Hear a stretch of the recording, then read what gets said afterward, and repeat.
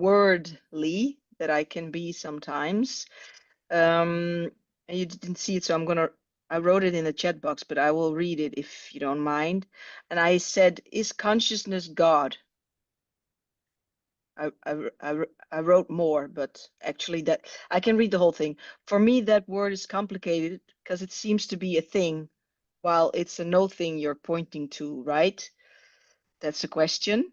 And then I say, I know all words miss out in this, but consciousness keeps being very difficult to me. I think the last retreat I just got I amness. Suddenly it hit, but I always dismissed I amness as well. It was like, no, I don't understand.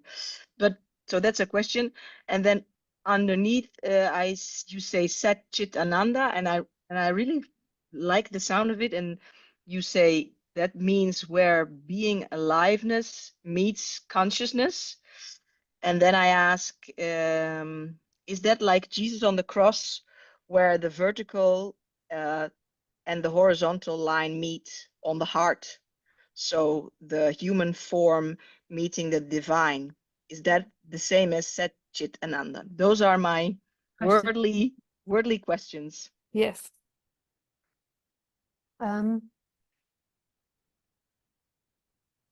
Yeah, I mean that the cross, the image of the cross is where consciousness and being meet.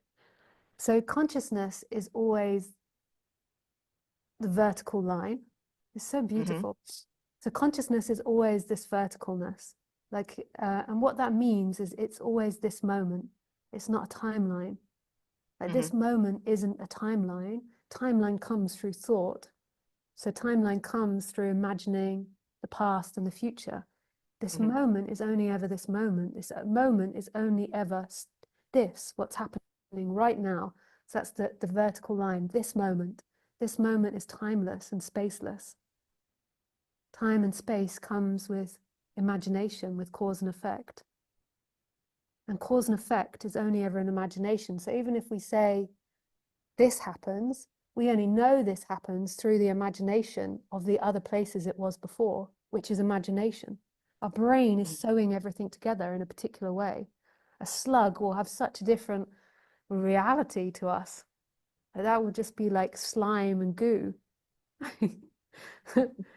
Absolute timeless slime and goo and gushiness. And then these tentacles, I don't know what the tentacles do. They're kind of like fishing around in the darkness. Yeah. Yeah. Yeah, they're very, well, really weird reality that would be. So for us, we have this particular reality because our brain is sewing it together in a certain way. It doesn't mean reality is like that. You don't know what reality is. That's mystery. So consciousness is this emptiness, is the no-thingness. I mean, this is my way of teaching it. No-thingness, the emptiness, this moment. Could you say that's God as well? Or is that complicated for other people? We'll just answer that bit in a moment because I just told sorry. you Yeah. So then the beingness, in its manifest, is I am. I am something. So what happens with the horizontal line is I am a doctor. That's in time. That doesn't mean it's wrong. It's an appearance happening. I am a doctor. I am good. I was born in 1946. I am 25 years old. Yeah. I am going to Ibiza tomorrow. That's in the timeline of what we imagine. And there's nothing wrong with imagination. That's a part, that's a sense that we have, and it's beautiful, but it gives us appearance of time. It's something that dogs, that cats, that bees, that slugs don't have. Maybe the more bigger animals have it a little bit, like dogs have it a little bit, but not so much. They're not imagining about going to Ibiza. They can't even recognize a sunset. They're like sunset, dog poo, no difference. Dog poo's maybe better actually because of the smell. But there's not a difference in the view of it. They're uninterested in staying in a beautiful city because they can't really imagine very much in the time and space. So where they meet is the being, the I am goes into time, and then when you detach it from the timeline, you're left with I am, and then you carry on going to the I am, and then you get to the impersonal beingness, which is everything. And that's where they meet. Satchitananda. Mm. And then isn't it ironic that, so when they meet, it's bliss, but what we have in Christianity is an image of Jesus on the cross being killed. But that's him surrendering to life, I think. I don't know, the crucifixion, but it means like the death, like that it's not really about you. And then it's in the heart that he dies. So it's not really about you. It's I thought that was like a metaphor for spiritual that. yeah, I mean, it could be, because then in the story he awakens like 2 days later. I don't know. You can Mm, make it lots of different things, like mm. the agony, the spiritual death. Yeah, being nailed to the cross. I mean, it is really brutal waking up, because you have to go through all your illusions Mm, and confront the ego, which wants to be something. And this is like coming to nothing. So yeah. mm. So God is used in so many different ways. So Nanda Mahima would say that everything is God, and her Yeah. practice would be see God in everything, serve everything, do everything as if doing it for God, and then you'll get to the impersonal God. Whereas Nisargadatta Maharaj, which I've only just worked out, he means God as life. So God to him isn't the impersonal consciousness, it's the life part. But they're kind of the same thing. But when he describes it, he means it as life, as like creation. He's like, God is the creator, I am the watcher. I am the witness, and God is the creator. That's kind of how he'd say it. Mm. So it's used in so many different ways. In the end, it doesn't matter. We could totally take it out. It's going to the place that's beyond the verbal, beyond the known. Mm.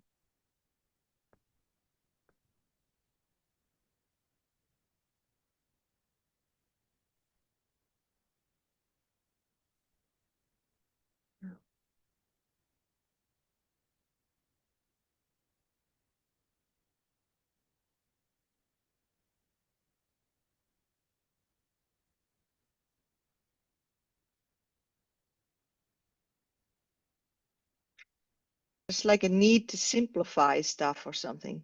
Yeah, I mean, this is so simple. It's just complex for a thinking mind. Like, what is it that's watching the mind? This is so simple. What is the I am prior to I am a doctor, I am Pomona, I am good, I am bad? And those are the gateways to the infinite. What is watching the person, and what is prior to I am something? So simple. You just have to go back to the source, that goes, I am happy. I am looking. Who is looking? Who is happy? Mm.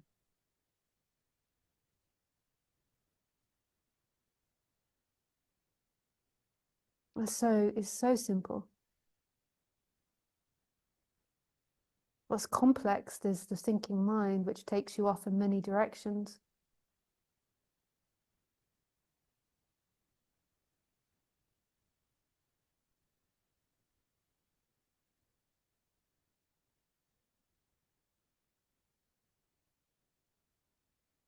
Yeah, I have a big love for the word God, and I think I told you, I think just this year that I discovered that the translation of God is the unknown, and then for me it was like or Yeah. something. Yeah, That's go like for it. If you want to call God everything, then go for it. That's how Nanda Mahima would call it. mm, yeah, still haven't read it. That can be the unknown. It can be, you can use any word you want for that. That's what's so beautiful about, for me, non-duality, is that there's no fixed way to teach it. There's no Mm, dogma. It's really mm, about going beyond the concepts, even though we seemingly teach it through concepts. mm. It's what is prior to concepts? What is it that's watching the concept? What does it appear in? Who is watching the concepts?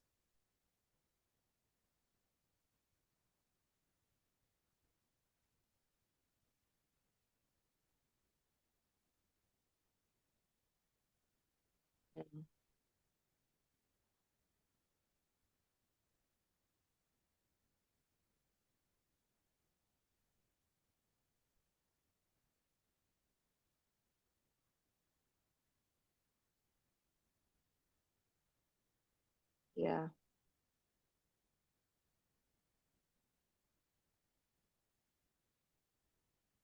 Maybe that's like the tentacles of the snail that you just spoke about. That there's like, yeah, I like this pointing. Yeah, from the moment you ask me who's it's like clunk,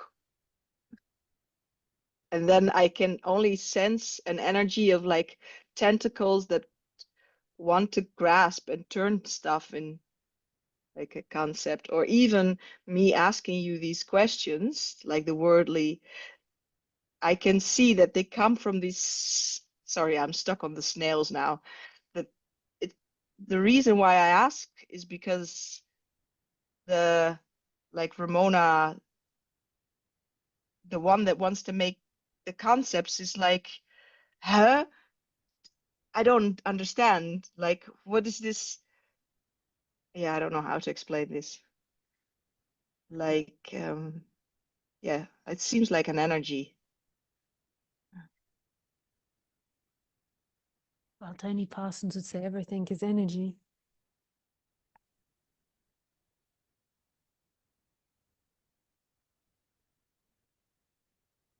Yeah, is God energy. Is energy God? Is it the same? That is like, ah! Yeah, and what is energy? I always get confused about these things scientifically. Yeah,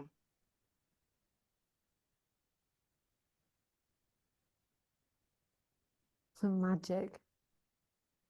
Energy is yeah, magic. It's so magical. That things move.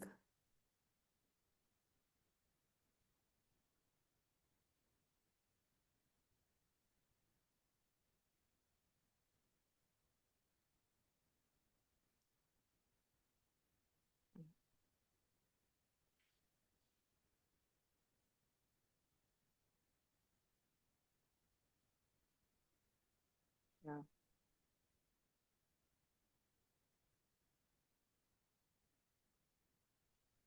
Somehow, the last thing you said about that you could zip yourself open and an octopus might as well come out.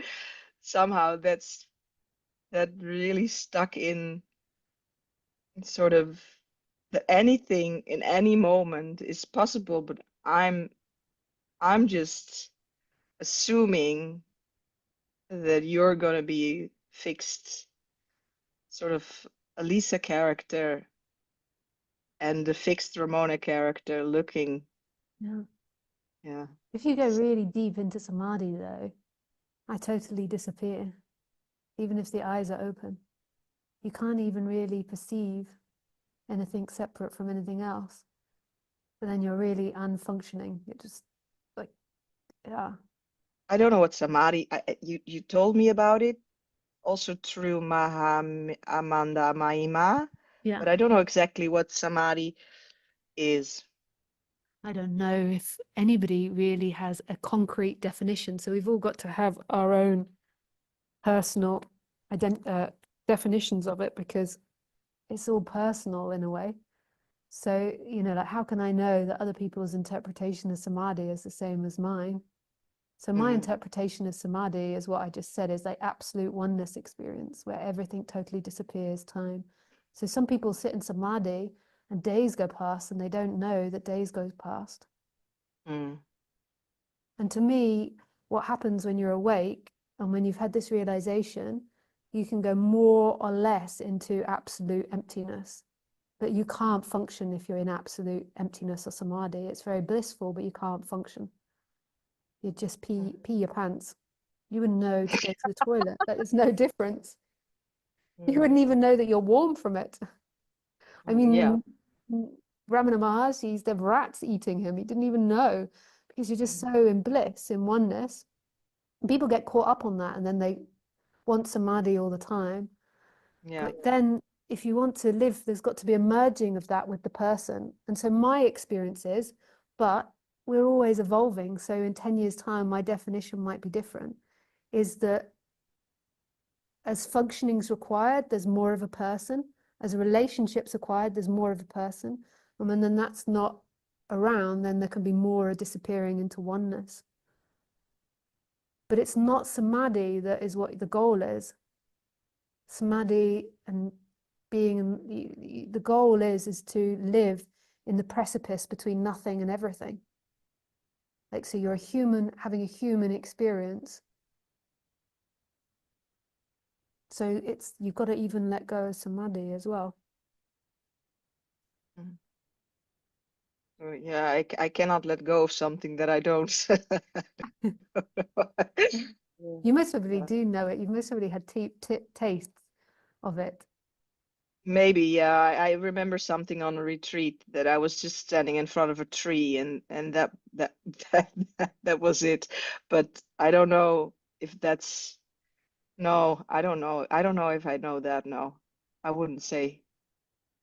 It's Yeah. also difficult to say that you know, because anything that sort of resonates was not for me. Yeah. It was more of a dropping of.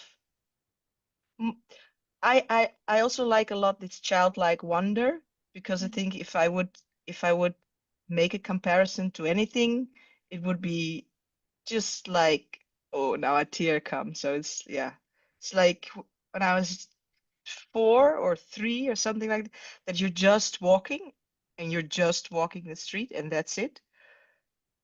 Or you're just seeing the tree and the colors and that's it. Like there's just Intimacy. yeah, the intimacy of I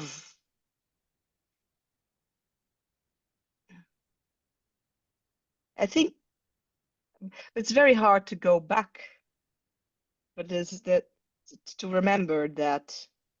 Yeah. But yeah, I think intimacy is a good word, and a sort of, yeah, I feel this is like bragging almost. Like, yes, I once remember the time that myself dropped. No, I don't like it. I don't know. Yeah, and the other Yeah. problem is that everybody else in the room can't really hear you. So they're just hearing Oh, like muffled, like blah blah blah blah blah blah, blah. oh, really? Yeah, because my speaker's not loud enough. Oh, sorry. Well, Yeah. then that's the very good timing for Ian to come in, the gentleman. Yeah. Yeah, thank you. Thank you.